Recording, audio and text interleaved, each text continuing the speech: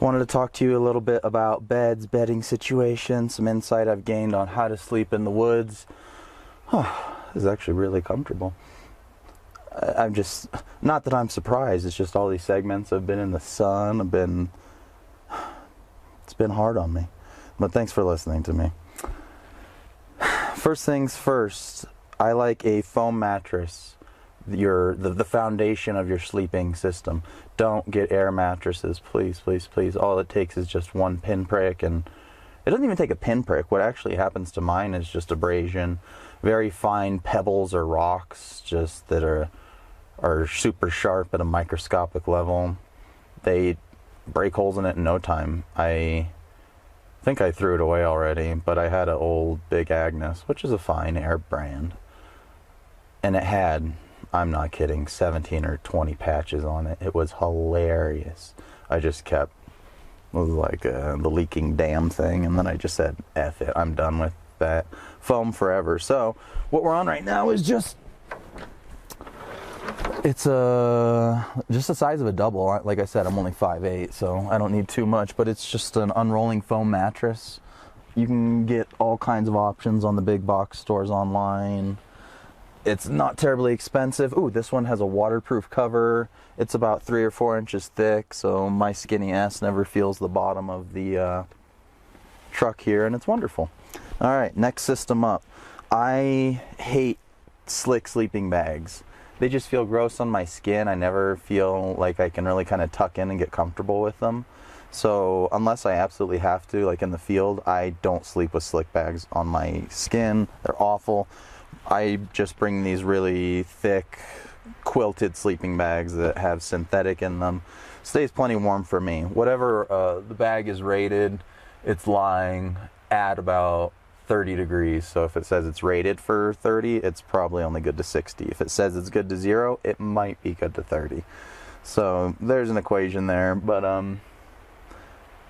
don't believe the labels on that. Next thing, wool blankets. Obviously, I'm a big proponent of wool. This is not merino wool. This is just Army surplus wool from an Army surplus store.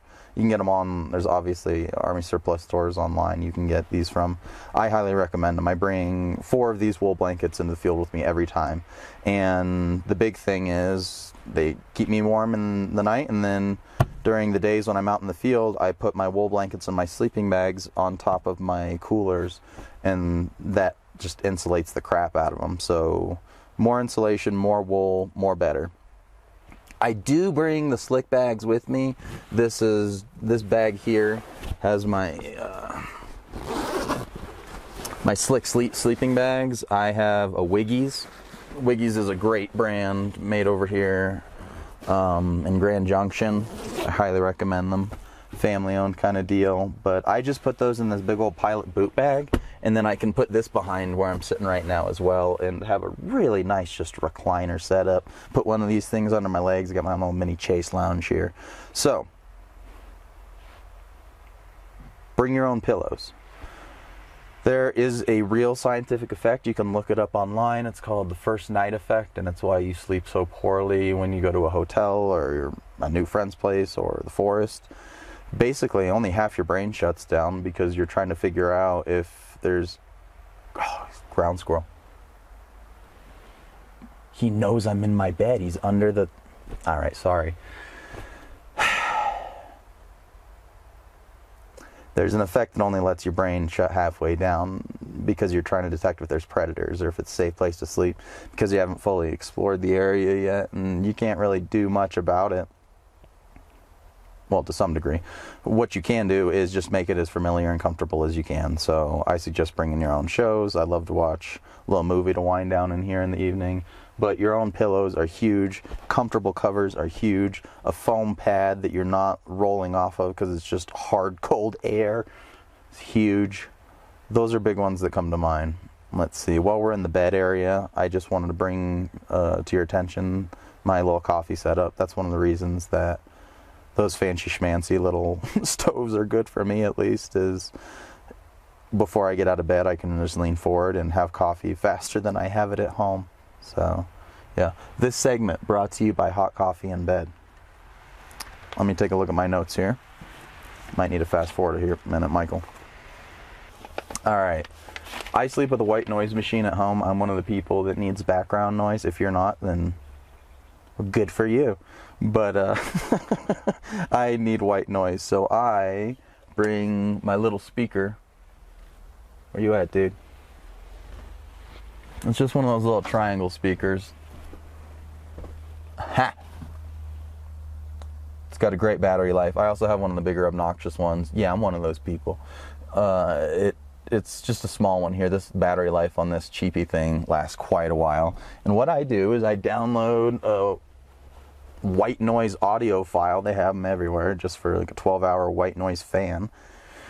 And I play it on that, and it really makes a big difference in my sleeping up here to have my white noise. So, like I brought up in an earlier section, Mucinex can help out here to clear out your nose if you're really congested from some different kind of allergens and pollens that you don't normally get from wherever you're from. And the nose strips can help a lot too. What I'm talking about is there's just those adhesive spring-loaded strips that you put on your nose, and they open it up and let you breathe the mountain air deeply. So those can be super helpful if you're just clogged up, or if you got a little bit of a cold. I've definitely come back here with a cold before. Just got to make it happen. Anything else? Sleeping in a beanie. Yep, and that's a big one. That keeps your eyes and nose and ears warm. I showed you this earlier with the beanie, but I'll show it to you again now.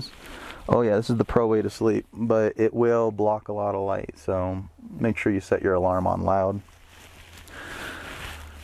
So, alright, headlamp easy access. Yes, we have our lamps. We also have our sweet in-truck lights. Keep a Gatorade bottle in here to pee so that you don't have to get out. Bring a bigger Gatorade bottle than you think you need, so that you really don't have to get out. So instead of a 16 ounce, bring like a big 32 ounce Gatorade bottle, something like that. That's like a old camper's trick, so that you don't have to get out and risk mild hypothermic shock while you relieve yourself. But I think that's about it. Make sure that you have whatever you need to be comfortable in your bed at night. Definitely have water on hand. I like to have a little apple or some saltines for the midnight stomach needs. That's about it. This particular topper has been really awesome for camping. Like you see, we just got these light strips installed. They run off 3 AAA batteries, and those batteries last the whole season. These little LED strips don't eat much. I installed these hooks just for hanging whatever I need to.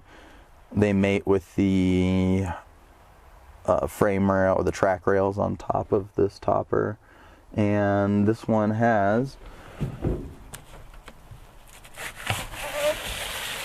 a screen window, so it's really fantastic to stay in, and this window can open all the way up, though I don't recommend that for mosquitoes and such. So yep, want to give you an overview of it.